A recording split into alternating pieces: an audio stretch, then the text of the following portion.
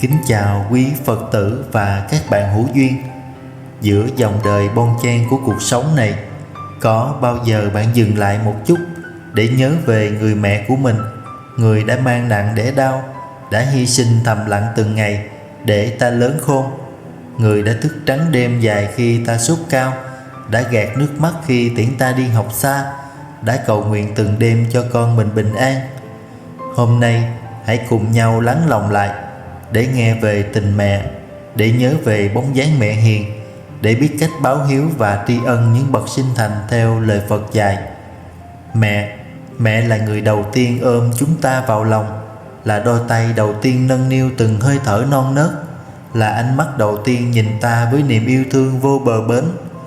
Bàn tay mẹ nắm cả trời yêu, dắt con qua những tháng năm dài. Lời ru xưa theo gió thoảng mây bay, là nhịp cầu nối ta về bến đợi. Không ai trên đời có thể yêu thương ta như mẹ, và cũng không ai có thể thay thế mẹ trong trái tim của chúng ta. Tình mẹ là thứ tình cảm duy nhất trên đời, không đòi hỏi sự đền đáp, là ánh sáng dịu dàng trong đêm tối, là vòng tay ấm áp khi ta yếu đuối nhất. Nhưng đôi khi, trong vòng xoáy của cuộc sống này, ta đã vô tình quên đi sự hy sinh ấy, quên đi những giọt mồ hôi lăn dài trên gương mặt mẹ, quên đi những đêm dài mẹ chờ ta về. Trong Kinh Tăng Chi Bộ có viết rằng, cha mẹ là hai vị Phật sống trong nhà, là bậc thầy đầu tiên của ta. Dù có cõng mẹ cha trên vai suốt cuộc đời, cũng không thể trả hết ơn sinh thành dưỡng dục. Vậy, chúng ta phải làm gì để báo hiếu? Không chỉ là cung phụng về vật chất, mà quan trọng hơn là lòng biết ơn, là sự kính trọng, là những lời nói nhẹ nhàng, những hành động hiếu kính. Cha mẹ như núi Thái Sơn, gánh cả đời con không than không kể. Dẫu biển cạn, dẫu trời nghiêng đổ, ơn nghĩa sinh thành sao dễ đền bù. Có những người con chỉ biết khóc khi mất mẹ, nhưng khi mẹ còn đó lại không biết trân trọng, không biết dành cho mẹ những lời yêu thương. Đừng đợi đến khi khói nhang quện đầy, khi tiếng chuông ngân xa, khi lòng trống trải mới nhận ra mình đã đánh mất người yêu thương nhất trong cuộc đời. Đừng đợi tóc mẹ bạc phai mới về thăm mẹ dăm ba lần. Đừng đợi mẹ rời xa dương thế mới thắp nén nhang rơi lệ xót xa.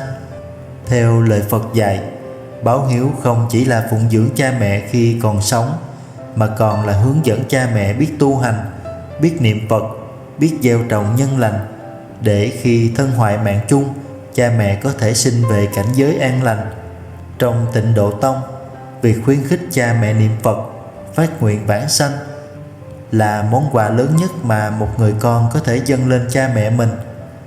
Niệm Phật một lòng thành kính, hồi hướng công đức đến mẹ cha, cầu mong đời đời kiếp kiếp cùng nhau về cõi Tây Phương Cực Lạc. Khi mẹ đã rời xa, căn nhà bỗng trở nên trống trải. Tiếng cười đùa ngày nào chỉ còn vang vọng trong ký ức. Những bữa cơm đầy ấm áp, những lời dặn dò ân cần, giờ đây chỉ còn là những dòng ký ức in sâu trong tâm khảm. Hãy trân quý những kỷ niệm với mẹ như một kho báu vô giá, giữ gìn từng bức ảnh, từng kỷ vật, từng trang thư cũ. Đó là cách để mẹ vẫn luôn hiện hữu trong cuộc đời ta. Mẹ đi rồi, gió thu thêm lạnh, mái hiên xưa nay vắng bóng mẹ hiền.